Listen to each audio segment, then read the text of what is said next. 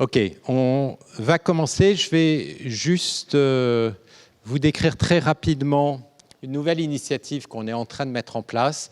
Vous savez sans doute que la situation de l'enseignement des maths est assez catastrophique maintenant, notamment au secondaire, à tel point que les élèves qui sortent des universités, qui sortent du baccalauréat quand ils vont à l'étranger, par exemple en Angleterre, doivent prendre des cours de rattrapage avant d'avoir le droit de prendre les cours de base des universités anglaises. Donc on est vraiment dans une situation qui s'est beaucoup dégradée.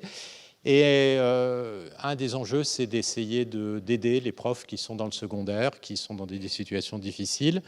Et ce qu'on a décidé de faire, c'est d'essayer d'adapter les challenges. Alors pourquoi? Parce que c'est une manière de faire des maths un peu différente. Au lieu que d'une façon un peu formelle, on commence par poser des problèmes en disant démontrer que, et on se retrouve sous stress à être capable de démontrer ou de ne pas démontrer. Quand vous vous retrouvez devant des challenges, il y a toujours des solutions. Et ensuite, vous devez faire la démarche d'abstraction mathématique qui consiste à essayer de poser le problème, comprendre pourquoi vous avez fait des erreurs, essayer de l'améliorer.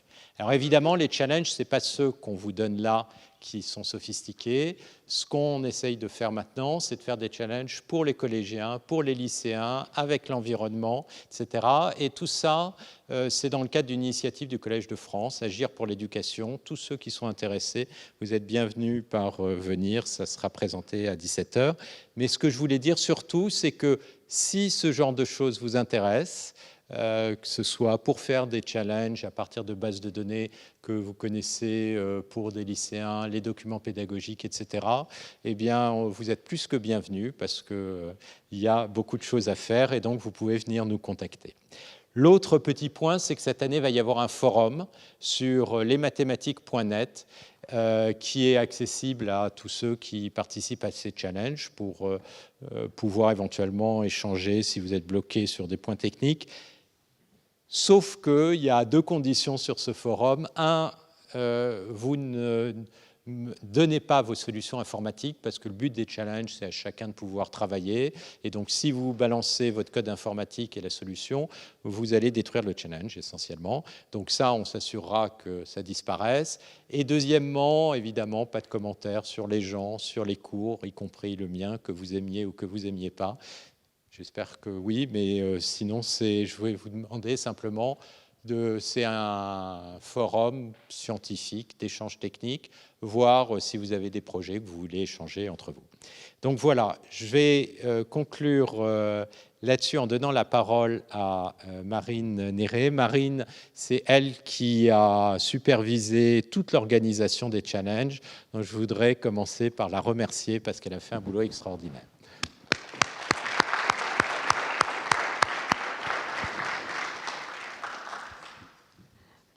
Bonjour à tous. Du coup, avant de passer la parole à tous les providers de données, enfin à 6 des providers de données de la saison 2022, je voulais remercier un peu de monde. Donc tout d'abord CFM, la Fondation scientifique des mathématiques de Paris, Prairie et aussi le CNRS, dont 2 représentants sont là pour leur support à la plateforme. Ensuite, l'ensemble des équipes dans toutes les entreprises et les laboratoires qui nous ont donné des données pour vous faire travailler. Merci à vous, parce que sans vous, il n'y aurait pas de challenge tous les ans. Ensuite, il y a les bêta-testeurs aussi qui permettent d'avoir des challenges de bonne qualité et fonctionnels. Donc, merci à tous les bêta-testeurs. Je sais qu'il y en a pas mal dans la salle aussi. Et du coup, ces bêta-testeurs, donc, ils font partie soit de l'équipe de Stéphane Mallat, soit du Data Lab de l'Institut Louis Bachelier, soit du CNRS. Et du coup, s'il y a des questions, peut-être que vous aurez l'occasion de leur parler parce qu'ils ont aussi des réponses sur les challenges. Et enfin, du coup, toute l'équipe qui œuvre avec Stéphane au quotidien pour le challenge data, pour la nouvelle initiative Matadata autour de l'éducation, des forums, de la communauté et qui, on espère, va faire quelque chose de super cette année. Donc, merci à tous d'être venus. Et puis, je vais donner la parole à Eduardo, qui vient de chez QRT, qui est chercheur quantitatif et même Kaggle Competition Master sur Kaggle, du coup, et qui va présenter le premier challenge en anglais. En anglais. Merci, Marie.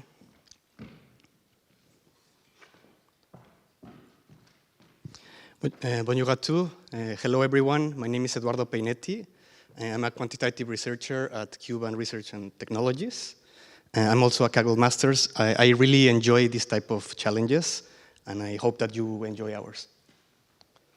Let me introduce first QRT. So Cube is a quantitative and systematic investment manager, and we have a quantitative and systematic approach to investing. This means that we don't come in the morning and say, I feel I should buy Apple today. It's data-driven. All of our investments are data-driven, and the algorithms make the decisions. Our investors are institutional investors, which include sovereign wealth funds, pension funds, universities. And we're located in Europe and Asia. We have offices in Paris, London, Hong Kong, Mumbai, Singapore. But we invest all around the world. And we invest in many asset classes such as equities, cryptocurrencies, commodities, and electricity. And so the challenge for this year is to explain what drives the price of electricity. And obviously commodities have a big impact in the price of electricity, the price of natural gas, the price of coal, but also geopolitics, right? And we have seen that in the last couple of years with the invasion of Ukraine, how the prices of electricity have been moving a lot based on what has happened in geopolitics. And we have also seen that, for example, the weather has a big impact. So this is a map of last week, where the red means that we have had a much higher temperature than it is normal for this time of the year. So of course that has an influence on the price of electricity, right? The price of electricity has dropped quite a bit.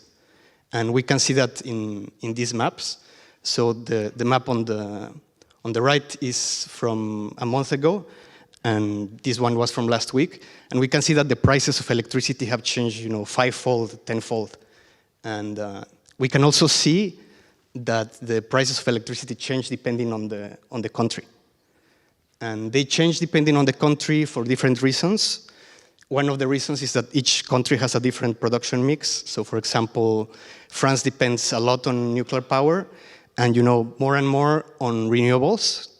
And on the other side, for example, Germany depends very strongly on fossil fuels. And again, it's also increasing its production in renewables. So each country has its different production mix, and that affects the price that they can get for electricity. And since France and Germany and other countries can get different prices, sometimes you can exchange electricity between the countries, right? And there is a very active market in Europe where you can exchange the electricity. So the challenge for this year is to explain the variation of the futures contracts for 24-hour electricity. So what is and this is in France and in Germany. We're using France and Germany because these are the most liquid markets. First, a future contract is an agreement to buy or sell a commodity, an asset such as electricity. So for example, if a nuclear plant wants to sell electricity tomorrow, they can fix the price at which they sell it. Otherwise, usually this happens in an auction where people come and offer if they want to buy or they want to sell. You can buy for 24 hours, you can buy for the next week, but we're focusing on one day data. And as explanatory data, we're using the weather, commodities prices, and energy production. And I want to highlight that this is not a prediction challenge. We're not trying to predict what happens to electricity tomorrow using the data today. But we're trying to explain what happened today with the data that happened today, the temperature that we saw today, the production that we saw today. So the data, this is all real data. We're providing you with real data from France and Germany. We have anonymized the dates and the data so that you cannot just go and look at what happened a month ago and predict exactly what was the price of the electricity. But otherwise, it's all real data. It's a small data problem, which is normal for economics or finance problems. It can also be challenging because it's very easy to overfit these models. And you're provided with commodity prices for natural gas, coal, carbon emissions. For the weather, you see temperature, rain, and wind measures. And you can also see the production, both in Germany and France, for nuclear plants, natural gas, coal, solar, wind, hydro, and lignite, which is very important in Germany. And you can also see the use, like the consumption per country, how much is exchanged between the countries. We have something that's called residual load, which is after you take into account renewable energy, the electricity, which is much cheaper than other types of energy, how much demand or supply you're missing. As a metric, as we saw before, we're using the Spearman's correlation. So this is a rank correlation. We're using this as a robust measure because, as you have seen, the price of electricity can change quite a bit through time. And so this is a robust measure, so we can measure the results of the model. And as a benchmark, we have a very simple model. It's a simple linear regression. We clean the data just by filling missing values with zeros. And we use the same linear regression by aggregating all the data for Germany and for France. But you can do different things, right? You can have one model for France, one for Germany. More complicated models can help. So all of this is your choice. And thank you. For more information, you can see these websites. Also, in the main website, you can also find a notebook where you can see the benchmark and some hints on what to do next. So thank you.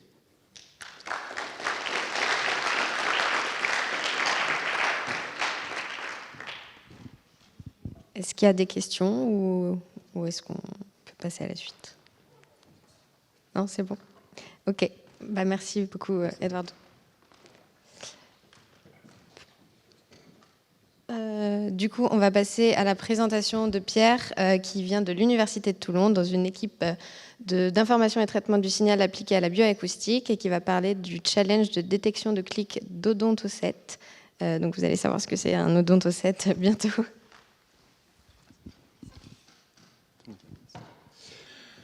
Donc, bonjour, moi c'est Pierre Mahé, donc je suis postdoc, comme c'était présenté. Donc, je suis donc je suis dans l'équipe à l'Université de Toulon, au laboratoire LIS, donc dans l'équipe d'INI. Donc c'est une équipe pluridisciplinaire, donc avec une partie informatique, traitement du signal appliqué pour la bioacoustique, donc tout ce qui est animaux marins, donc tous les cétacés.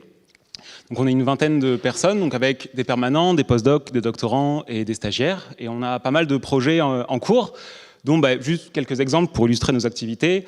Donc une bouée anti-collision, donc les photos d'en haut, donc en fait, qui va avoir un réseau de neurones embarqué dans la bouée qui va pouvoir détecter s'il y a des cétacés et communiquer avec les bateaux pour pouvoir qu'ils se déroutent ou qu'ils ralentissent. On a aussi des activités pour plus de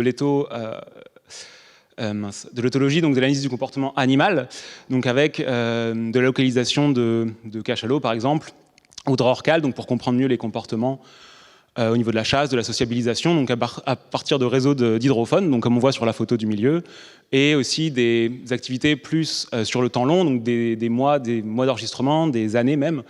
Donc avec la photo d'en bas, donc on va poser des stations d'enregistrement et on va enregistrer sur des longues périodes. Et il va falloir analyser ces grandes données. Donc les données qui ont été utilisées pour le challenge proposé pour le challenge data, donc ils sont issus du projet CARIMAM. Donc c'est parti d'un constat que l'arc des Antilles est un point chaud de la biodiversité avec énormément d'espèces, dont plus de 20 espèces de cétacés qui sont présents. Donc dans ce projet, en fait, l'idée a été de poser 20 stations d'enregistrement, donc comme on peut voir sur la carte, et avec des hydrophones qui ont enregistré donc, les activités sous-marines de 2017 à maintenant, donc à raison d'1 minute toutes les 5 minutes. Donc là, une petite liste des cétacés qu'on peut trouver. Et donc, ça permet de faire des enregistrements donc, sur des très longues périodes, donc pouvoir faire beaucoup d'analyses. Ça a été rendu possible grâce à des cartes d'enregistrement qu'on a développées à l'Université de Toulon, donc qui ont permis de faire, donc qui sont en photo en haut. Donc la version la carte imprimée électronique, et donc qui permet d'avoir une fréquence d'échantillonnage de 0 à 256 kHz, donc qui est 10 fois la fréquence audible, donc qui permet d'avoir toute la partie ultrason.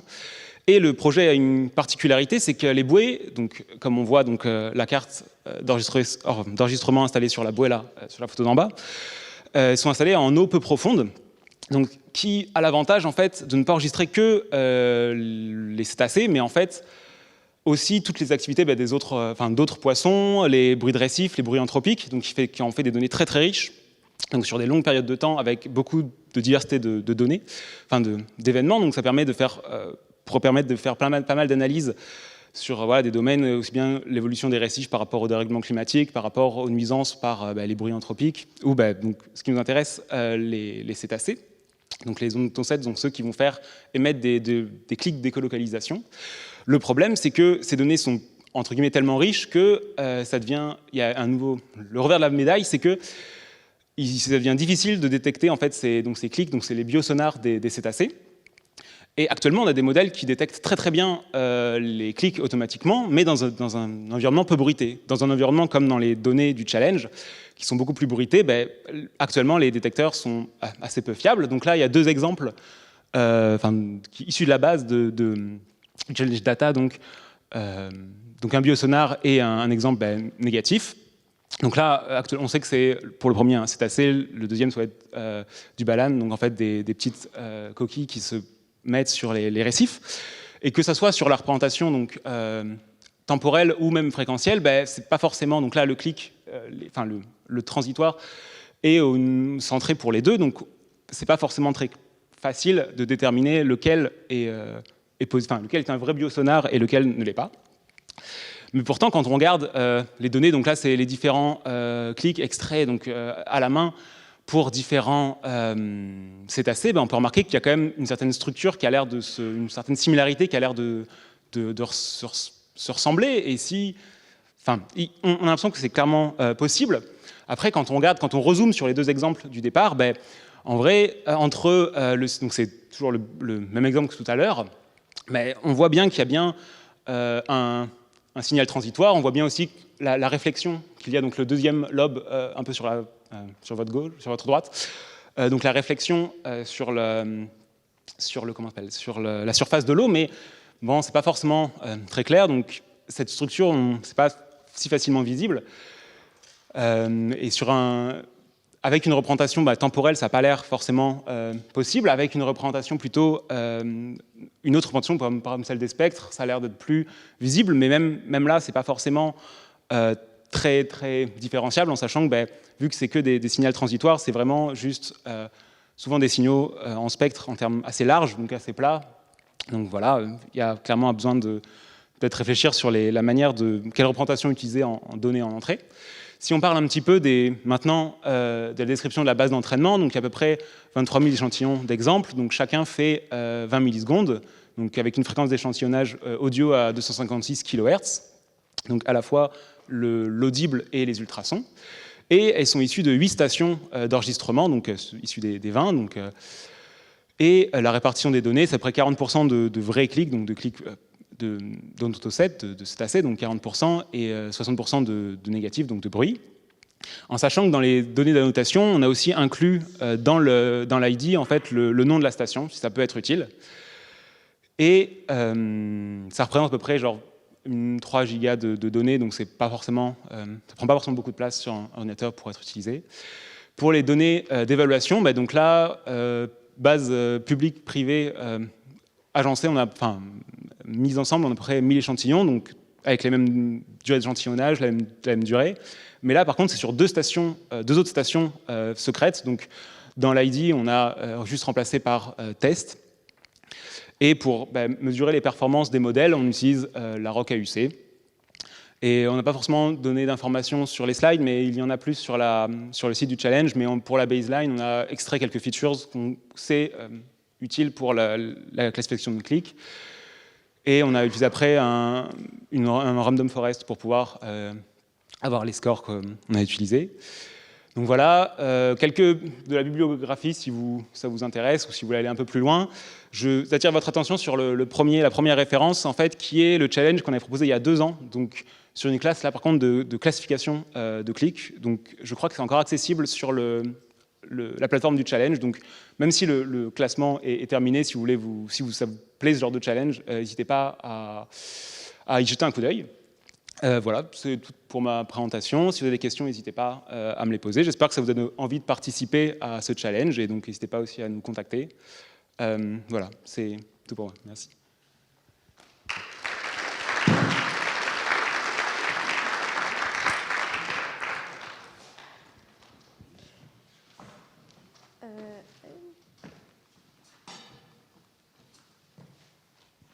Du coup, on va passer à la BNP Personal Finance avec Lucie Poirier, qui est data analyst dans l'équipe de risque et qui va présenter ses slides sur comment démasquer les fraudeurs.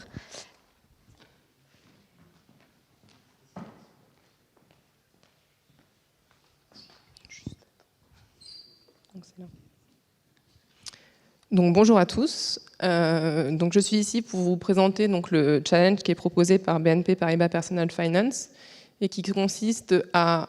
Pardon, hop, c'est pas en grand. Qui consiste à détecter les fraudeurs à partir de l'information du contenu du panier client. Donc tout d'abord, quelques mots sur l'entreprise. Donc Personal Finance, c'est une entité à 100% du groupe BNP Paribas. Elle est numéro 1 du financement particulier, donc en France et en Europe, au travers de ses activités donc de crédit à la consommation et de crédit immobilier. Donc les marques les plus connues en France, donc ça va être CTLM, le petit bonhomme vert pour ceux qui connaissent, et Coffee-Noga. Donc elle propose une large gamme de crédits aux particuliers, donc disponibles en magasin, en concession automobile, mais aussi directement auprès de nos clients, donc via le site web ou encore directement au niveau des centres relations clients. Donc Personal Finance, c'est plus de 25 millions de clients à travers le monde et on a une présence dans plus de 30 pays, donc ce qui est important. Donc la fraude, pour nous, donc, c'est un enjeu qui est majeur et stratégique, puisqu'elle peut occasionner donc, des pertes financières assez importantes. Et on a un risque d'image et de réputation. Donc je vous ai mis ici la définition de ce que nous on appelle donc, la fraude. Donc c'est une activité qui consiste à détourner des ressources de la banque et elle est dite externe lorsque celle-ci est effectuée donc, par un client ou un intermédiaire. Donc c'est tout ce qui va être usurpation d'identité, falsification de documents et autres. Et on appelle la fraude opportuniste, donc le cas où le client, dès le début du crédit, en fait, n'a pas l'intention de rembourser. Donc c'est ce qu'on appelle une fraude opportuniste. Donc voilà. Et donc c'est important de noter donc, que les fraudeurs utilisent une grande variété de méthodes donc, pour attaquer les établissements financiers. Et donc c'est pour ça qu'on se doit d'être dynamique et toujours sans cesse, on doit s'adapter. Donc pour ce challenge, on a utilisé des données du panier. Donc on a financé chez un de nos partenaires, donc sur le retail, sur le web. Donc concrètement, comment ça se passe en termes de parcours client? Donc le client se connecte sur le site, fait sa liste d'achats et nous demande du coup de financer son panier. Donc de notre côté, on reçoit la demande et nous, on accepte ou on refuse cette demande de financement en temps réel. Donc voilà. Donc ensuite, post-financement, on peut très bien se rendre compte que finalement, ce client, c'est un fraudeur. Et donc, on considérera son panier comme étant frauduleux. Donc l'objectif pour nous pour ce challenge, donc, il est relativement simple. Donc, c'est comment utiliser et comment agréger donc, ces données relatives au panier du client pour prédire l'événement de fraude.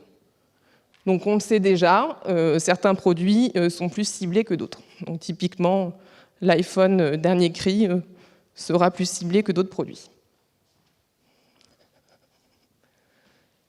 Donc pour la base de données qui a été utilisée, donc elle contient une liste d'achats effectués chez notre partenaire que nous avons financé. Donc c'est exclusivement du contenu panier.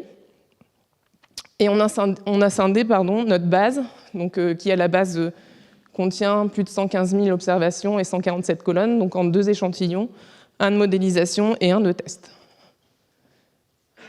Donc au niveau des données, c'est essentiellement des données paniers. Donc ce qu'on appelle un panier, on le décompose en 24 items maximum. Et un item, c'est quoi? C'est un groupement de produits qui est similaire. Donc chaque item aura les caractéristiques suivantes. Donc la catégorie du produit, le prix du produit, le fabricant, le modèle spécifique et pour finir, le nombre de produits contenus dans le panier. Et donc ensuite, la variable à prédire, donc comme on l'a déjà dit, c'est le fait que le panier soit frauduleux après le financement. Donc c'est une variable binaire 0,1. Et le taux de fraude qu'on a sur notre base initiale est autour de 1,4%. Donc au niveau du choix de la métrique, donc celle qui nous semblait la plus adéquate, c'était l'air en dessous la courbe précision-rappel, parce qu'ici on cherche à obtenir une probabilité entre 0 et 1 sur une population qui est déséquilibrée. Donc le meilleur modèle correspondra bien entendu à celui qui aura une valeur la plus élevée. Et donc le benchmark à battre ici, c'est 0,14. Donc on l'a obtenu en appliquant plusieurs étapes de pré-processing sur les données du panier client, et on a utilisé un modèle de machine learning qu'on a développé en interne pour obtenir ce résultat. Donc voilà, j'espère que vous serez nombreux à participer à ce challenge et à battre notre benchmark. Et je vous ai mis une petite citation pour vous encourager à participer. Donc la connaissance s'acquiert par l'expérience et tout le reste n'est que information. Donc je vous remercie.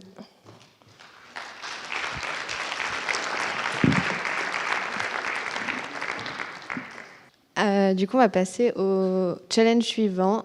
Je ne sais pas comment on enlève ça. Du coup, si quelqu'un peut m'aider, ça ne l'est pas sur l'écran principal sur l'ordinateur. Donc... Bon, du coup, le challenge suivant, c'est Pladifest et Impactful qui le proposent. Donc, Pladifest a créé le problème et Impactful a donné les données. Le provider n'a pas pu être présent aujourd'hui, donc c'est le bêta-testeur Iker qui va vous présenter le challenge.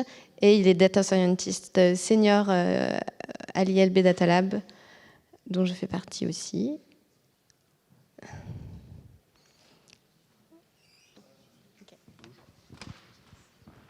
Donc bonjour à tous, donc je suis Claire Tardio, je suis data scientist au Data Lab de l'Institut du Bachelier et je vais vous présenter le challenge estimation de valeur manquante dans les indicateurs ESG. Du coup c'est un challenge qui est proposé par Pladifest et Impactful et qui est encadré par Thibaut Barrault qui est aussi le responsable du projet Pladifest. Donc je vais commencer par vous définir les trois entités dont je viens de vous raconter. Donc l'Institut du Bachelier c'est un réseau de recherche partenariale en économie et en finance et qui dispose également de son Data Lab du coup en interne.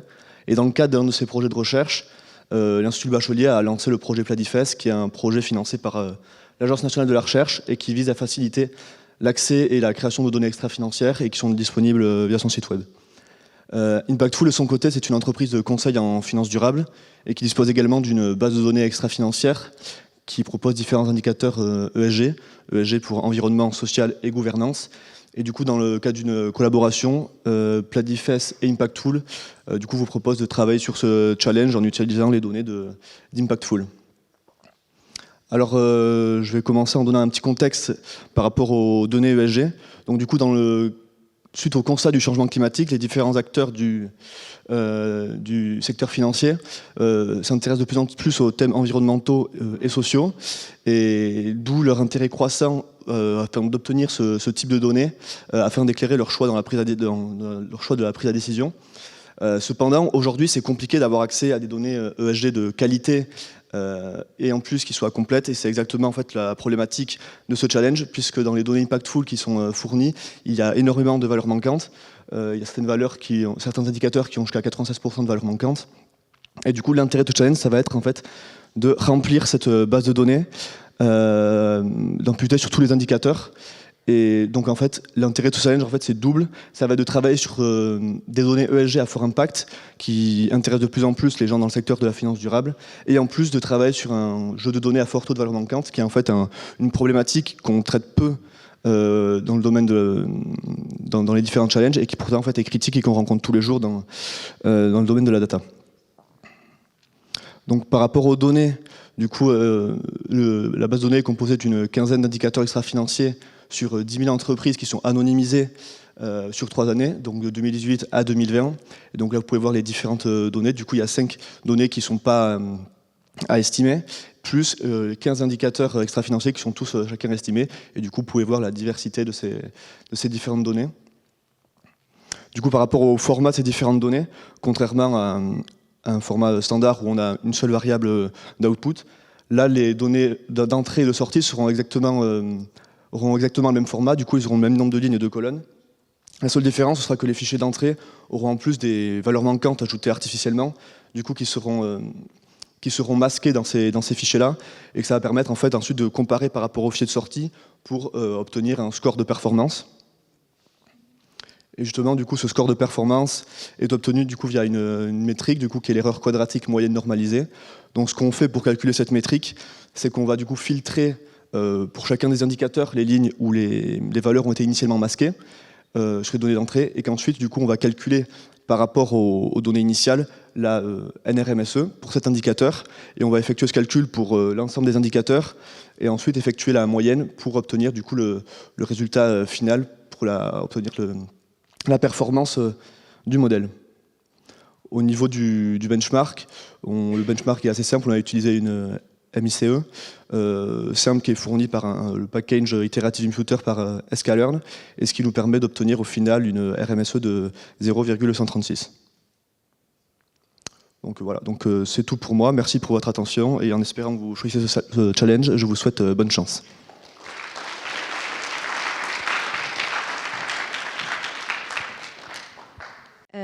On passe à la suite. Du coup, ça va être Plume Labs avec Thibaut qui va nous présenter le challenge de prévision des précipitations à court terme et qui est Data Scientist du coup chez Plume Labs.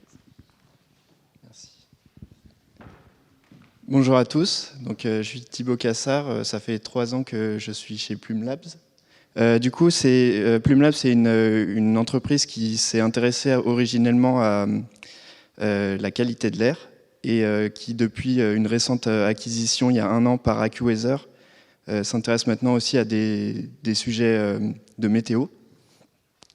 Donc, pour ce challenge, on va s'intéresser à la prévision à court terme de la pluie. Donc, pour les prévisions à court terme en météo, on n'utilise pas forcément des gros solvers de météo classiques, on utilise plus d'autres techniques qui permettent un rafraîchissement rapide et l'utilisation de données qui sont très récentes. Et donc, notamment pour la précipitation, on utilise surtout les données des radars météorologiques. Donc, c'est des radars qui ressemblent à des petites tours surmontées d'un grand champignon blanc. Et donc, ces radars, ils envoient un signal. Et grâce au signal réémis, on peut déterminer l'intensité des précipitations. Donc, c'est ce que vous voyez ici sur la photo. Et aussi, on peut, grâce au temps de trajet, enfin, du coup, au temps de émission-réception, déterminer la position. Et aussi, par effet Doppler, on peut aussi déterminer la vitesse du coup, des aérosols, et en l'occurrence des gouttelettes de pluie. Et donc, pour ce challenge, on va essayer de prédire ces champs de précipitation. Et donc là, je vous présente la donnée d'entrée. Ça correspond du coup à des champs de précipitation successifs, et donc à période de 2 minutes. La taille de la fenêtre spatiale, c'est du coup 128 par 128 degrés. La résolution c'est 0,01 degré, donc en projection latitude-longitude. Donc on a les données sur les 18 minutes passées. Et comme vous y attendez, le but ce sera de prédire les champs suivants. Mais par contre, pour que les données de sortie soient beaucoup plus petits, on a réduit la fenêtre de prédiction à seulement les 4 pixels centraux. Donc, ce que vous voyez par un petit carré orange sur le slide. Et on a encore réduit en faisant la moyenne spatiale de chaque frame de sortie. Et donc, il s'agira de prédire à période aussi 6 minutes les 48 prochaines minutes de précipitation moyennées dans ce petit carré au centre de la frame, du champ de précipitation. Donc, ce sera juste une série temporelle. Et donc, la métrique pour ce challenge, ce sera une erreur logarithmique, enfin une erreur quadratique logarithmique. Et pour les sujets de météo, qui sont des sujets souvent très chaotiques, les erreurs comme ça, point à point, sont rarement des bonnes métriques, car elles réduisent beaucoup la variabilité des données en sortie, du fait du caractère imprédictible de la météo. Et c'est assez problématique. Du coup, pour compenser ça, on a essayé de rééchantillonner le dataset pour qu'il contienne beaucoup plus d'événements de pluie importants. Et donc le benchmark, donc ce ne sera pas un benchmark ML, c'est une technique qui utilise du flow optique. Donc c'est des techniques qui cherchent à estimer le champ de vitesse dans une vidéo par exemple. Et donc là, en l'occurrence, dans les différentes frames de champ de précipitation. Et ensuite, on extrapole le dernier champ de précipitation avec le vecteur vitesse estimé. Et voilà, et donc avec ce benchmark, il me semble qu'on a 0,200 d'erreurs quadratiques logarithmiques. Et vous pouvez aussi voir l'implémentation sur le site du challenge.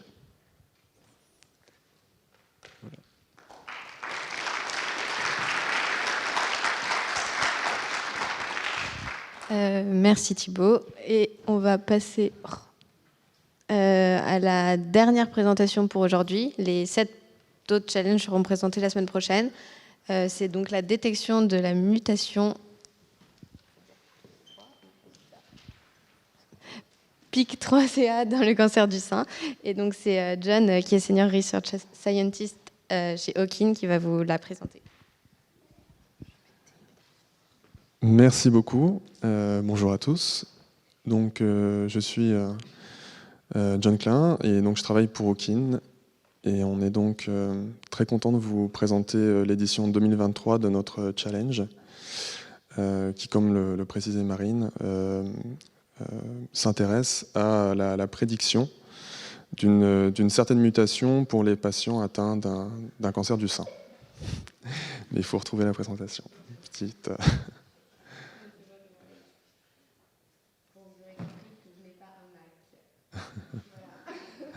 Merci. Alors, je vais vous donner quelques éléments de contexte sur ce challenge et sur la recherche qu'on mène à Hawkin, qui a pour objectif d'aller vers de la médecine de précision.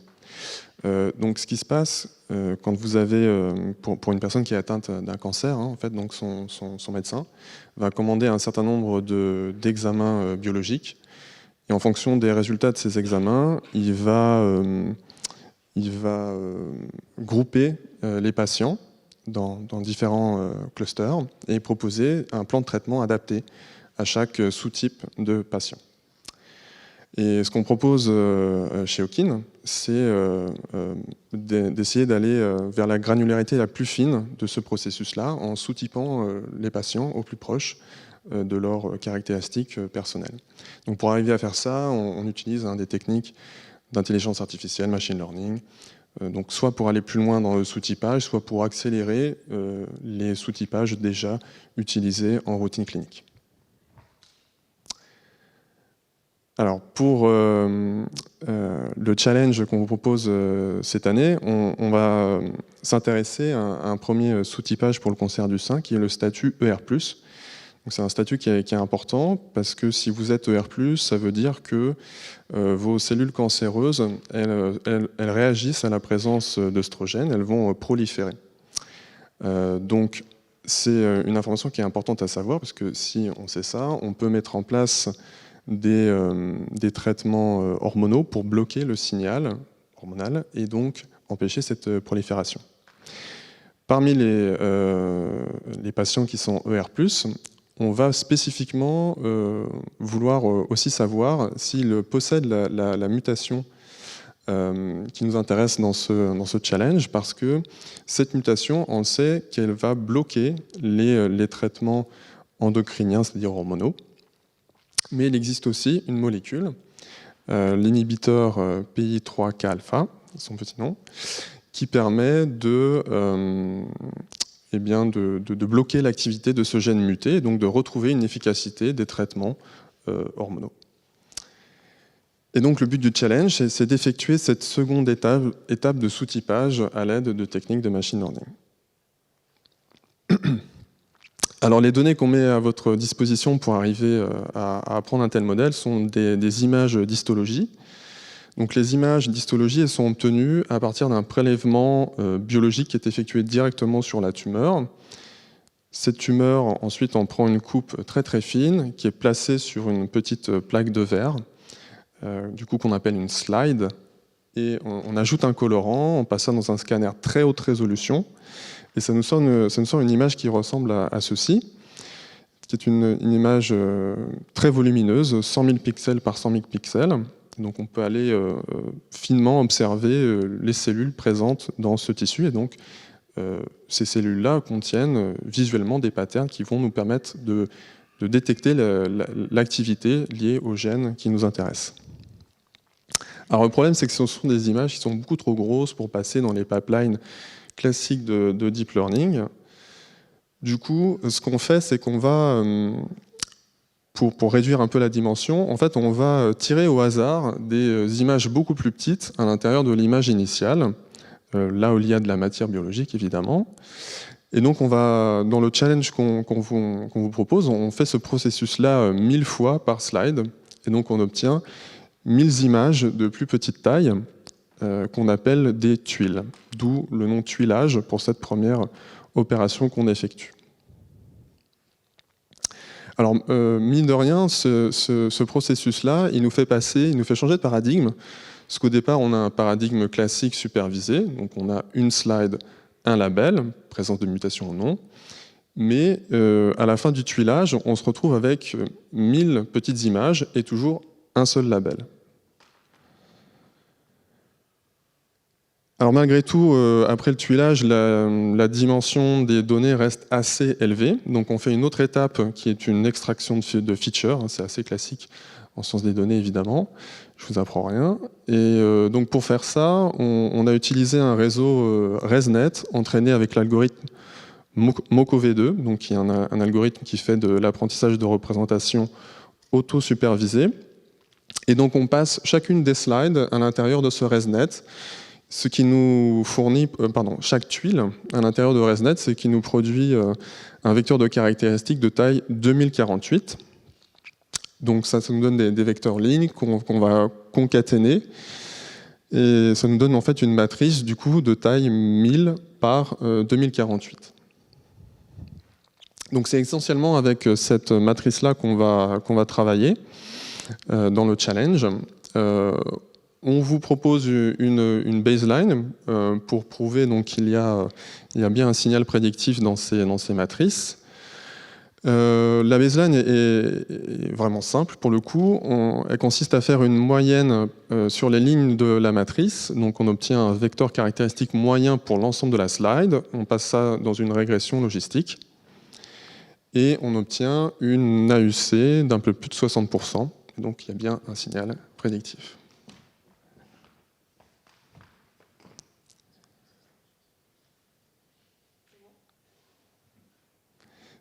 Tu peux remettre celle d'avant, s'il te plaît. Merci. Merci beaucoup.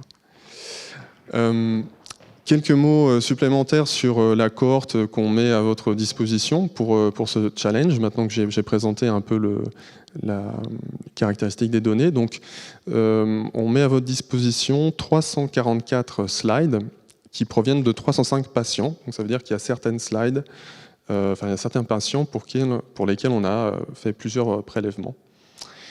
Donc parmi les 344 slides, il y en a 128 qui présentent la mutation.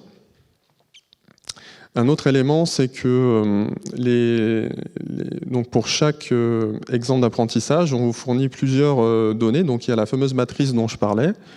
Alors, je vous disais précédemment qu'elle est de taille 1000 par 2048. Donc en fait, elle fait le nombre de colonnes, c'est 2051. Il y en a 3 de plus. 2 colonnes vous permettent de retrouver la position XY de la tuile à l'intérieur de l'image initiale. Et la dernière colonne, c'est le niveau de grossissement avec lequel on a travaillé.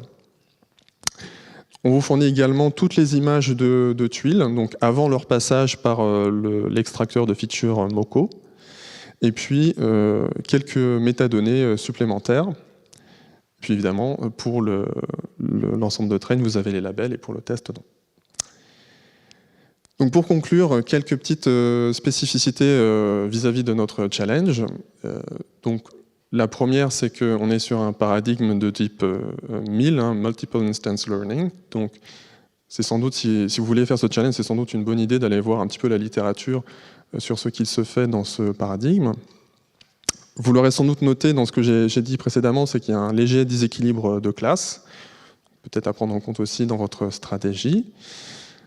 On est sur un effectif de données qui est plutôt modeste, un petit peu plus de 300, donc c'est pas beaucoup, mais c'est un petit peu la réalité de terrain avec laquelle on est obligé de composer à Hawkin quand on travaille souvent avec des données biologiques. Enfin, une dernière remarque, c'est que vous pourrez peut-être constater qu'il y a une forme de batch effect dans les données, c'est-à-dire qu'il y a des clusters dans les données qui sont un peu préexistants.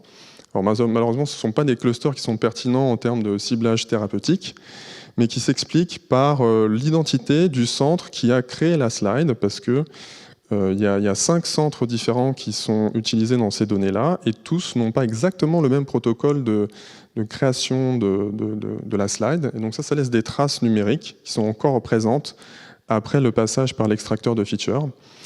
Et le dataset côté train et test est réparti en tenant compte de cette information-là. Donc vous aurez peut-être des problèmes de généralisation quand vous passerez sur les données en test. Voilà, j'espère que le challenge vous intéressera et si vous avez des questions, n'hésitez pas à revenir vers moi.